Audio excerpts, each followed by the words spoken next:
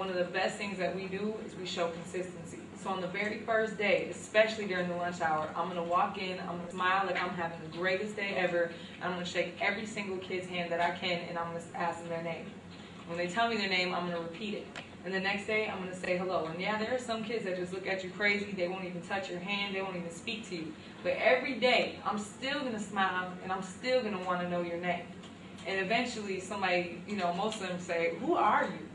And I say, "Oh, well, okay, that's my invitation to sit down. I'm going to sit down, and I'm going to tell you a little something about me, and then you're going to tell me a little something about you."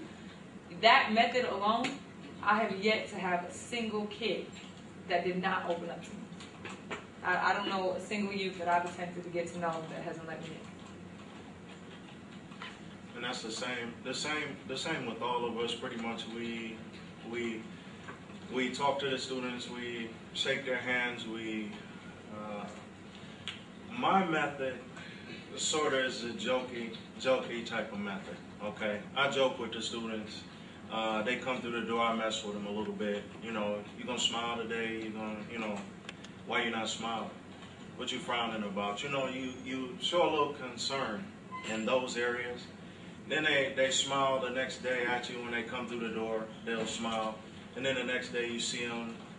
You talk to them, you interact with them, and the more you mess with this child, the more you're in this child's face, the more you're showing that concern that they may not normally be getting at home, the attention that they're not getting from maybe the parent or anybody else in that home environment. You're showing them that attention. And when you look at the student's face and you see their face, a lot of times that's what they need, some attention. A lot of them need that attention, a lot of them need to be talked to. So a number of times you can just see that there's something wrong, or like we brought out earlier, you can just see something wrong, or we just approach them, period. They're having a conversation with another student, you walk in and you just start talking, or you start messing with them. And a lot of times they just open right up to you. And then you have the ones that don't. When I first started, I'd walk to tables and extend my hand, and they look me up and down, and that's that. And I'm going to tell you, honestly, that frustrated me, because I wasn't used to that type of reaction from getting a handshake.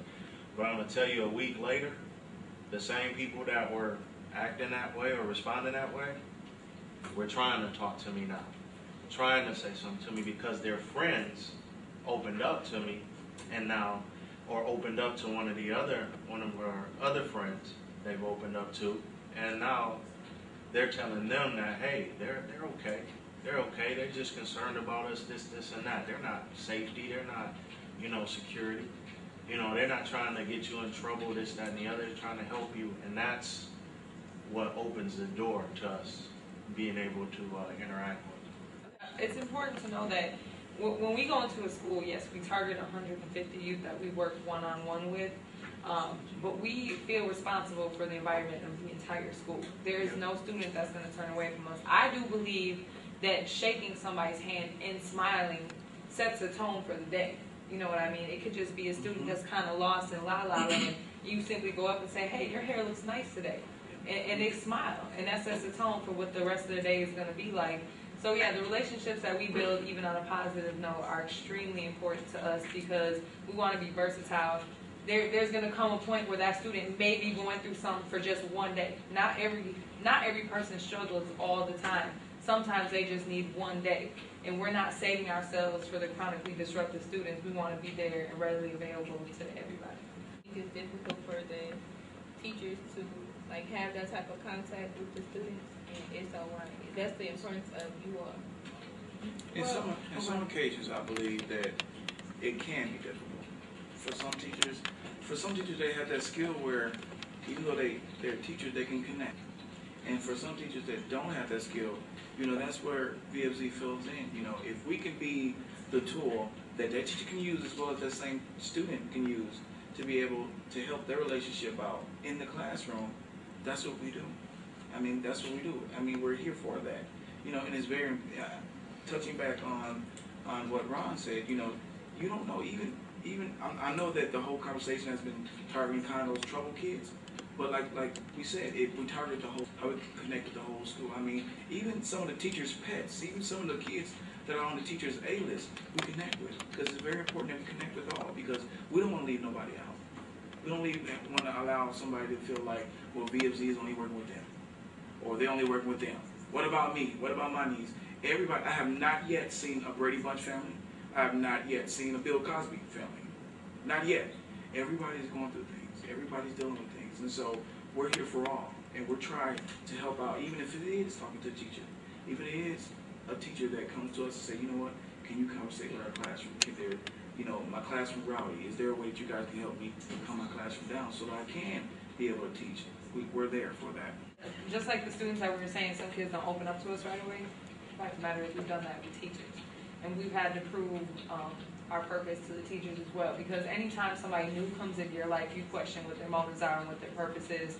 And you know, a lot of times people come in and they talk the first day, and eventually they fall into the system that's already been working anyways.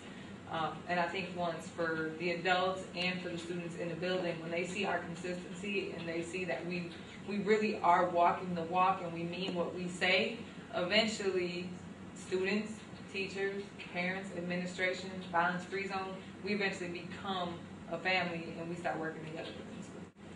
Yeah, because I was wondering, because at my school, like, we have, like, running rebels there, but I don't think they try to meet every person, because I'm, like, at first when they first came in, I'm not, like, I was wondering, like, who are these people, but I don't know. Well, I can't speak for them because we do work for Latino Community Center. One thing that we were taught to do, and I think it works, is when we say we really try to shake everybody's hand, we really do. And it makes a difference, because that means that you're not going to go without seeing any faces. Every lunch hour, before school, after school, we're going in the classrooms. We're trying. I won't lie and say I know everybody's name, because I don't. You know, I have some kids that are like, Miss Ali, I can't believe you don't know my name by now. I'm like, I'm sorry, but I swear I remember your face and I know what you did last week. But for the most part, we do know the entire school. So how do y'all handle gang-related members, like people who in gang members? How do you handle them? Because you know most of them are wild and whatnot. You know what? You take anybody out of that environment and they're around their peers and they switch it up. I mean, my best thing is if I see a rowdy student or somebody who's kind of acting out, or a leader of a gang, because they don't like to be embarrassed in front of their peers or those who are under them, I simply walk up to them and say, excuse me, can I speak with you for a moment? And usually, what are they going to say? They're like, all right. And I go into a secure area where nobody else is hearing our conversation. And most of the time, they'll sit there, they'll conversate, they'll tell the truth about what's going on. And I've even seen some of them make better decisions and help me get their friends to change what they're doing. If not in their neighborhoods, at least within the school. It's almost like we have to make a truce with them like we are on the streets. We have to make an agreement with them. We have to get on their level. But I think one of the worst things that you can do to any kid, gang-related or not, is embarrass them. That's going to make anybody fight back. And where we've seen this happen, a good example of that is we work with a young man, and I seen him later on in the hallway, and bell rings. He goes, he's about to go to class, and one of the other fellows was like, "You go to class now?" He was like, "Yeah, I'm going to class," and he went to class. And this is a result of us pulling him to the side and talking to him and not doing it in front of everybody. And then the next guy was like, "Yeah, I'm going to class too." He didn't go to class. We've dealt with him a lot. He didn't go to class, but the other two went. So 2 out of that 3 is good results to me, and the rest of, you know, MZ, because just because of that, pulling him to the side, talking to him, dealing with him without them being around, he turned out to be a better student even today. He's still going strong.